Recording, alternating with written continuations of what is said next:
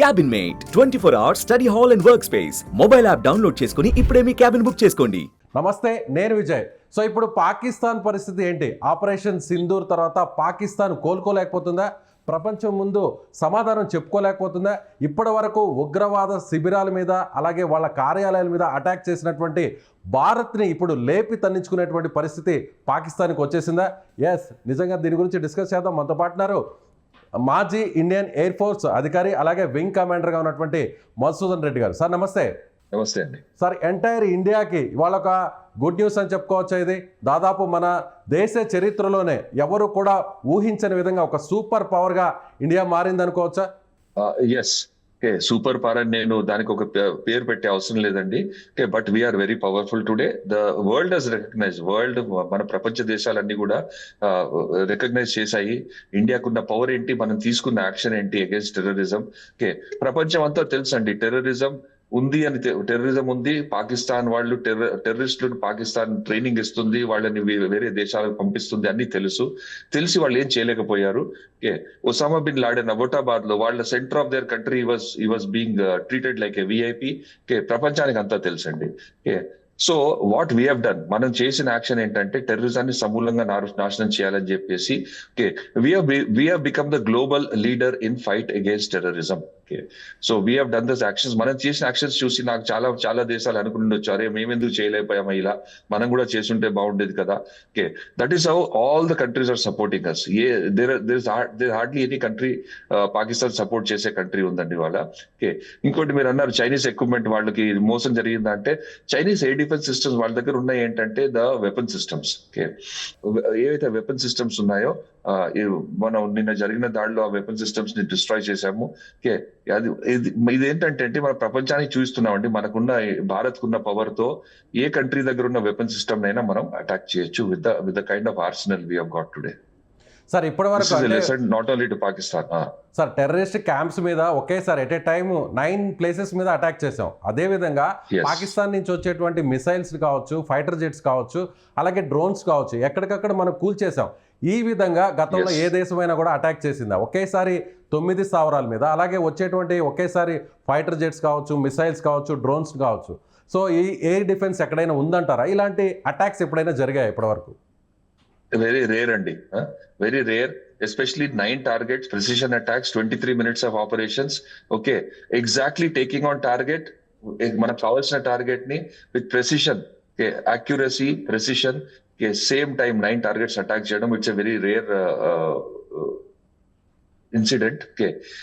ఇలాంటి యాక్షన్ తీసుకోవాలంటే we need to have technologically superior equipment, superior weapons and superior training team.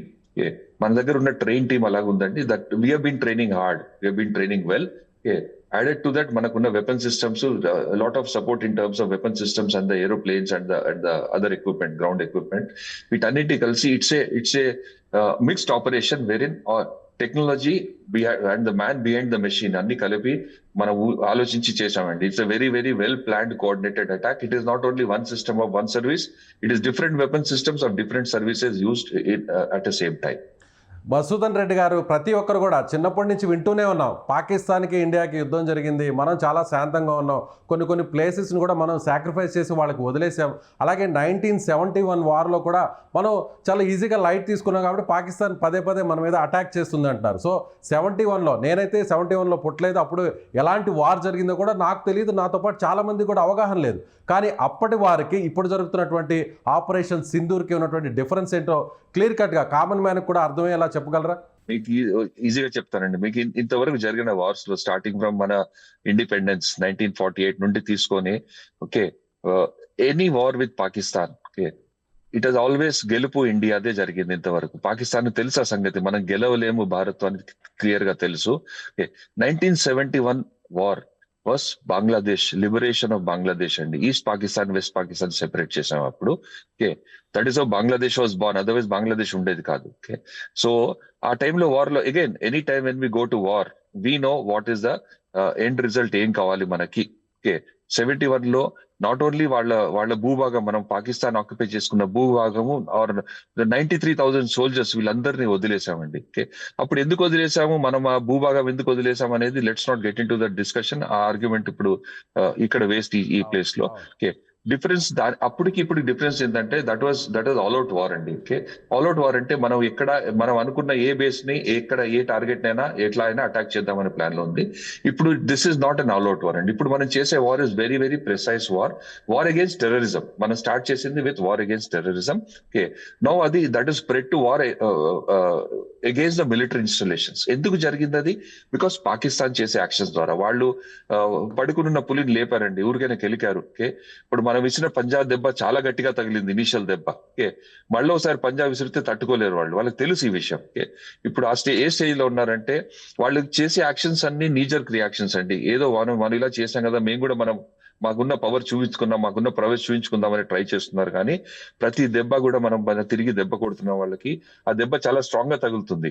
It has been realised not only by the arm forces of Pakistan, it is been realise by the common man of Pakistan అండి.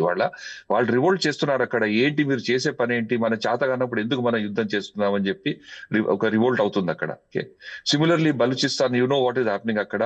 Okay, total opposition against their armed forces, Pakistan armed forces. Okay, everything is against Pakistan and firstly terrorism lo they've been isolated by the entire world. Evvaru kuda valaki support cheyatledu. Okay, there are some nations valaki support cheyochu, but they will nobody will support overt support or covert support cheyochandi. Okay, back door ద్వారా కొన్ని weapons ఇవ్వచ్చు వాళ్ళకి, కొన్ని technological support ఇవ్వచ్చు. బహిరంగంగా ముందుకొచ్చి attack చేసే పరిస్థితి లేదు, పాకిస్తాన్ ని సపోర్ట్ చేసే సిచ్యువేషన్ లేదంటారు ఇప్పుడు పరిస్థితి. లేదండి, లేదు, టర్కీ నుంచి ఒక స్పెషల్ ఫ్లైట్ కూడా వచ్చింది, క్యారియర్ ద్వారా కొన్ని వెపన్స్ కూడా తీసుకొచ్చింది, ల్యాండ్ అయింది పాకిస్తాన్ లోనే న్యూస్ కూడా వస్తుంది. దానివల్ల ఏమన్నా మనకు ఇబ్బంది ఉండే అవకాశం ఉందా? న్యూస్ వస్తుంది. ఓకే, ఇస్తే ఏమిస్తారండి, కొన్ని వెపన్స్ ఇస్తారు. ఓకే, వాళ్ళ దగ్గర ఉన్న వెపన్స్ ఆల్రెడీ వాళ్ళ దగ్గర ఉన్న వెపన్స్ అని అడుక్కున్నవే, టర్కీ దగ్గర అడుక్కున్నాయి, చైనా దగ్గర అడుక్కునే ఉన్నాయి. వాళ్ళు ఇండిజినస్ గా తయారు చేసిన ఏం లేవు. ఇంకొన్ని వెపన్స్ వస్తాయి, సేమ్ ట్రై చేస్తారు, మళ్ళీ సేమ్ పడేస్తాం మనం, వాటిని పడగొడతాం. అది తప్పితే వేరే జరిగేది లేదు. వాళ్ళ టర్కీలో విమానం ఎందుకు ల్యాండ్ అయింది? ఓకే, అది విమానం ల్యాండ్ అయింది వెపన్స్ తీసుకొచ్చిందా లేదా ఇంకెవరు వీళ్ళని వాళ్ళ పొలిటీషియన్స్ ని వాళ్ళ మిలిటరీ జనరల్స్ ని తీసుకొని వెళ్ళిపోతుందా వాళ్ళ ప్రొటెక్షన్ కోసం? ఎందుకంటే వాళ్ళకి తెలిసిపోయింది మన ప్రజలే మనకి ఎదురు తిరిగారు, మనం ఇక్కడ నుంచి పారిపోవడం మంచి, తోక ముడుచుకొని పారిపోవడం మంచి అనే సిచ్యువేషన్ లో ఉన్నారు వాళ్ళు. మీరు చూడండి, అడగండి వాళ్ళు, where are their people, where are their politicians, where are their chief of army staff, where are the chief of సైతం కూడా ఏడుస్తున్నటువంటి దృశ్యాలు కనిపిస్తున్నాయి. పాకిస్తాన్ కి సంబంధించిన ఎంపీలు సైతం ఏడుస్తున్న దృశ్యాలు మనకు కనిపిస్తున్నాయి. అంటే పొలిటీషియన్స్ లో కూడా ఒక భయం నెలకొనింది అనుకోవచ్చా ఇప్పుడు జరుగుతున్న యుద్ధం చూస్తే? డెఫినెట్లీ భయం నెలకొందండి. కామన్ మ్యాన్ లో భయం ఉన్నాడు, పొలిటీషియన్లు ఎందుకు ఉండదు? ఓకే, భయం ఒకటే నెలకోవడం కాదు, వాళ్ళకి ఏమైందంటే సిచ్యువేషన్ ఎలా ఉందంటే, ఇప్పుడు ప్రెసెంట్లీ ఈ సిచ్యువేషన్ లో మనం వార్ ఆపేస్తే బహుశా నిలబడగలమేమో, కొన్ని ఒక 10-20 years నిలబడగలమేమో, కంటిన్యూ అవుతే సమూలంగా నాశనం అయిపోతాం అని చెప్పేసి వాళ్ళకి అర్థమైపోయిందండి. It's a very clear message which has been given to them by the entire world. ఇంకోటి, ఇప్పుడు వాళ్ళకున్న సపోర్ట్ అంతా మెల్లమెల్లగా ఉన్న కొద్ది గొప్ప ఉన్న సపోర్ట్ కూడా ఇప్పుడు everybody has alienated from them. Okay, దూరంగా వెళ్ళిపోయారు. ఓకే, సపోర్ట్ చేసేవన్నీ కూడా ఇట్స్ ఆల్ మైనర్ అండి, nothing that we cannot tackle. Right.